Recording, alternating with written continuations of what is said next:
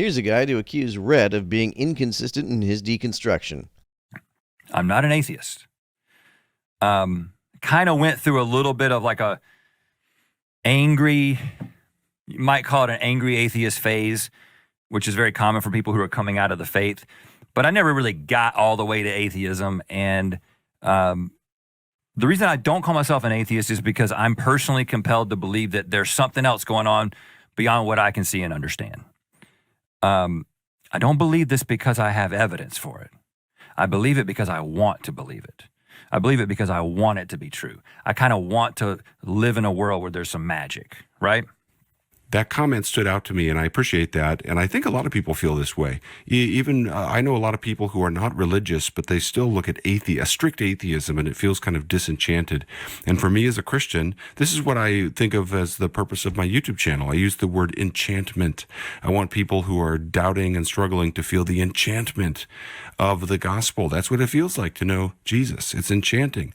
Sounds like feels over reals to me. A lot of apologists will say that they believe in their religion because they just want it to be true. William Lane Craig infamously said that he lowers the bar of his standard of evidence for Christianity purely because he wants it to be true. I don't know why someone would want magic to be real, but even if I wanted that, I wouldn't be able to believe in it because I don't know how to believe in claims that make no sense to me. But in this video, I'm going to share where I disagree with him. Before I get into that, one other little comment stood out to me. I think that I was especially susceptible to the type of deconstruction and deconversion that I went through because of the particular type of Christianity that I subscribe to, because of American evangelical Christianity. One of the reasons that Truth Unites exists is because I think evangelicalism is basically a good renewal movement in the church, and yet also has some flaws and eccentricities, many of which set people up for intellectual doubts and intellectual struggles. It could very well be the case that Rhett would have been a Christian for much longer if the religious community in which he was raised wasn't so goofy and didn't try to push nonsense that is so obviously absurd. I hear so many stories like this, and this is one of the things I'm trying to do with my YouTube channel is try to reduce stumbling blocks wherever I can. This is why I talk about theological triage, and I respond to Ken Ham, or I'll talk about the local flood issue. Ooh, the local flood. The local flood theory is the idea that the biblical flood only happened in a restricted region, probably along the Tigris and Euphrates rather than globally. This would be easier to square with the geological evidence, but it wouldn't explain why Noah had to gather up 2 animals of every species. So, what is the significance of this story? Well, this may not be what your pastor tells you. This may be what Pastor Rhett tells you. God. The people became impatient with Moses, right? Moses taking too long. So what do? They made their own God. And it was a God that they could see, that they could understand, that they could relate to. It was tangible. It was defined. It was right there. It was a golden calf. The God of American evangelical Christianity. And when I grew up, I took a closer look at that God, or what I would say the caricature of God that I had been given, and I became convinced that it wasn't God. The God that Rhett believes in, or at least wants to exist, is a God that cannot be understood in the way evangelicals think he can be understood. I became convinced that whatever God is, it must be bigger than the God that I'd placed my faith in. It must be bigger than the golden calf that I was given.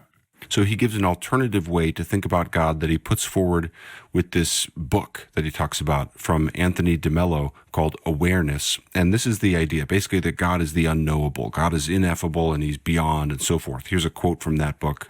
The fact is that you're surrounded by God and you don't see God because you, quote, know God, or you, quote, know about God. The final barrier to the vision of God is your God concept. You miss God because you think you know. That's the terrible thing about religion. How could you build a religion around a God that you ultimately can't understand? I don't believe in God because I don't understand what it even means to say that a God exists. I don't know how to believe that a claim is true if I don't understand what the claim is even saying. Just imagine that there are multiple people who have telescopes pointed at the sun to look at the sun. And then there's one guy who starts saying, hey, I think that the sun is in my telescope. I think that my telescope is the thing. Like, it's the right telescope. You're convinced that the thing that gives you your concept of God, in this case, your religion of choice, is the thing that is ultimate, the thing that matters. I guess that since God is ineffable and beyond human understanding, any attempt to conceptualize God is going to have this problem. The concept of God that religions invent to make God digestible to the human mind will get confused for God himself. Versus whatever it's pointing to, right? And I think that for me, was what happened. I think in many ways it was a complete preoccupation with the telescope itself and a defense of the telescope itself, and being convinced that I had found the right telescope. And I'm learning more and more that my deconstruction was not necessarily a deconstruction of God. It was a deconstruction of my telescope. Okay, yeah. Basically, what Rhett seems to be saying is Christianity is the telescope. It's the lens through which we look at God. It's a human construct, a human effort to talk about God, but it's not the truth of God. And he says that very plainly several times throughout the video. It's interesting how many Christians will conflate the Bible with God. God doesn't speak to them directly, so they rely on the Bible to tell them what God says. And the result is that they ultimately end up worshiping the Bible rather than God because he isn't around anywhere. You can't just ask him things. You can pray and you can convince yourself that God is telling you things, but what God reportedly tells people through prayer is a lot less consistent than even the Bible is. So that's his perspective, and then from that view, he then interacts with the Surprised by Doubt book. They say that when you reject an established religious structure, and then you pick and choose which spiritual ideas you want to subscribe to, you are making yourself the ultimate judge of truth. And this is not a reliable basis for a spiritual life. And I would say, I agree. Right, but if you're not going to rely on your own judgment to discern which religious claims comport with reality and which don't, whose judgment are you going to use? And whose judgment are you going to use to decide whose judgment you're going to use, if not your own? So in other words, a religion followed by only me is probably not true, while a religion that's followed by a lot of people may feel more true because a lot of people are following it, but it's probably also not true. Just because there's a lot of people using the telescope doesn't mean that it's the best or the most correct picture of the sun. Now, immediately my mind goes to the metaphor of the elephant, with the blind men describing the elephant. I'll put up a cartoon of this. You've probably heard of this. Basically, these people are blind and they're trying to describe the elephant. One person says it's a spear because he's touching the tusk. One person says it's a fan because he's touching the ear. One person says it's a snake because he's touching the trunk, and so on and so forth. And this is supposed to be a perspective about religious diversity. Everybody sees part of the truth, but nobody has the whole picture. A metaphor that would more accurately describe religion would be one in which people are touching actual spears, snakes, fans, etc., and thinking they're touching parts of an elephant that isn't actually there at all. But what they're saying is true from their vantage point. And there's a couple of problems with this that are often pointed out. I mean, some of the, I'll state the main problem in a second. One of the interesting things you might ask is, why aren't these blind men moving around more? Why don't they, like collaborate a little bit, like just walk around, Maybe that's a weakness inherent in the metaphor. The other thing is you could say, well, what if the elephant can talk and says, hey, I'm an elephant?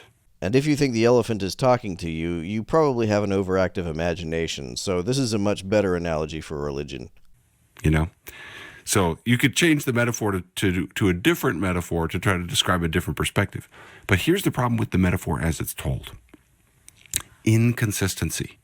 This is the word of this video, my concern with Rhett, though first I'll start with this and then I'll build to explain how it applies to his telescope metaphor as well.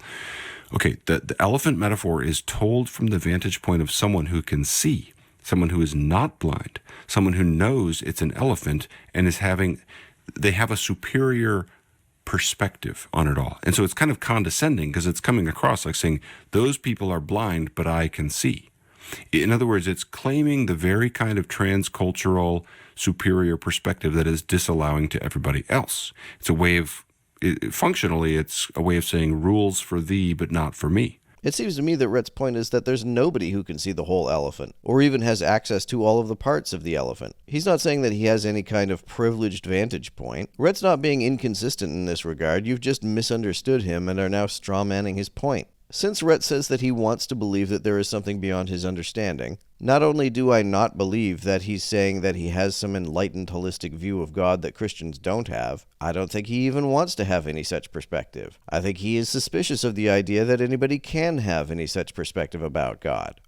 But the idea that I have to contain it and explain it, the idea that that thing, whatever it is constrained to an idea, to a book, to a religious philosophy, to an ideology, seems pretty preposterous. And the last thing I'll say is, because it's a common criticism, whenever I speak in this way, what I am told is that I am just proposing a new philosophy, that I am making a new truth claim, that I'm doing something that's no different. Another way to say that is you might say that I am building a new house. I do not believe that is what's happening. I don't either, but I guess some apologists insist that it is. I am saying I'm not building a new house on purpose. And to tell me that my not building a house is building a house, that I'm not building a house. That's the thing I'm taking issue with. I'm not making a truth claim that I think applies to you and everyone else. I am saying that about such things, I don't think we can make truth claims. And if you want to get into semantics and say that that's a truth claim in and of itself, I think you're missing the point that I'm making. I think this is exactly Gavin's problem. I'm saying I'm not building a house. Don't think we should build houses, at least right now. That's not a house. So that was just at the very end of the video there. But I would here's where we get to the nub of the disagreement, and I'll give my pushback. I don't think this is just semantics, and I don't think this is missing his point. I think this is just an unintentional inconsistency here, because Rhett is advancing a very specific religious claim. He's affirming a particular doctrine about the unknowability of God. That's a very specific idea. That is then being set over and against alternatives which are being labeled preposterous. That's his term. So he is making a truth claim that applies to others. Yes, but as he said, this argument misses the point. To go back to the metaphor of the telescope, Rhett's point is that nobody's telescope gives an accurate view of the sun, so don't use telescopes. Gavin's rebuttal is essentially like saying that not using telescopes at all is just another telescope. No, it isn't.